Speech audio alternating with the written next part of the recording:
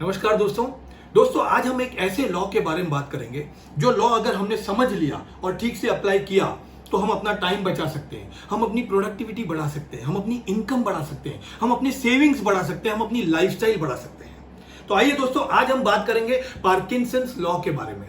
Parkinson's law कहता है work expand so as to fill the time available for its completion. इसका मतलब किसी काम करने के लिए आपको जितना भी वक्त दिया जाएगा आप उतने पूरे वक्त में उस काम को कंप्लीट करोगे। फॉर एग्जाम्पल, आप कॉलेज के स्टूडेंट हैं और आपको कॉलेज से कोई प्रोजेक्ट दिया गया है 2 महीने में कंप्लीट करना है। मैं आपको यकीन दिलाता हूं, पहले 55 दिन तक आपको वो प्रोजेक्ट करना है, आपको याद भी नहीं रहेगा। आखिरी 5 दिन में आपको याद आएगा कि मुझे वो प्रोजेक्ट कंप्लीट करना है।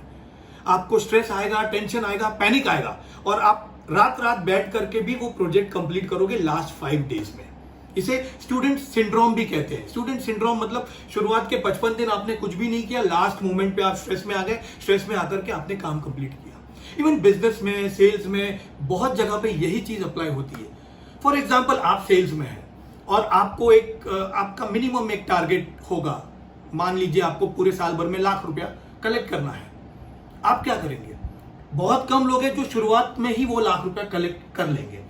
बहुत ज्यादा लोग ऐसे होते हैं जो लास्ट वीक में, साल के लास्ट वीक में उन्हें याद आएगा कि मुझे ₹1,00,000 कलेक्ट करना था और उस लास्ट वीक में उसके ऊपर मेहनत करना शुरू करेंगे और 4 दिन में वो ₹1,00,000 कलेक्ट कर लेंगे। यही ₹1,00,000 आप पहले 4 दिन में कंप्लीट कर सकते थे।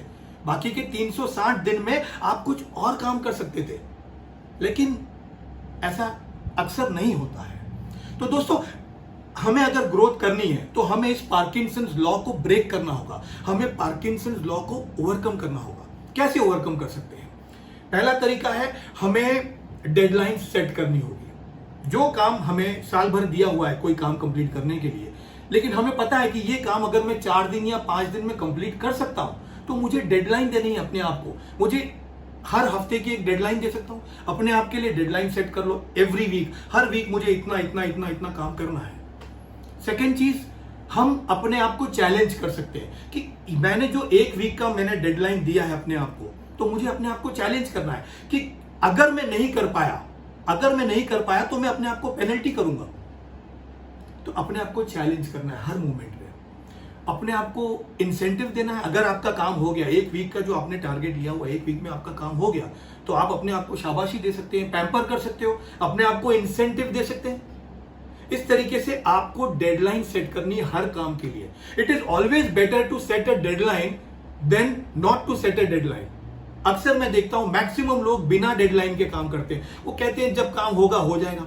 बिना डेडलाइन के कभी हम ग्रोथ नहीं कर सकते हैं। हमें डेडलाइन सेट करना बहुत बहुत बहुत जरूरी है दोस्तों। अब दोस्तों, जैसे पार्किंसंस लॉ टाइम के लिए है, वैसे ही पार्किंसंस लॉ बहुत सारी चीजों के लिए है। हम पार्किंसंस लॉ को इनकम और एक्सपेंस के लिए भी अप्लाई कर सकते हैं कि expenses will expand to consume the money available for execution.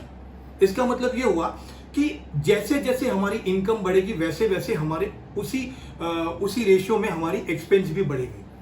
आप देखिए दोस्तों, 15-20 साल पीछे चले जाइए, आपको अगर याद आता होगा कि 20 साल पहले फॉर एग्जांपल आपकी इनकम थोड़ी सी थी तो आपके खर्चे भी थोड़े ही थे।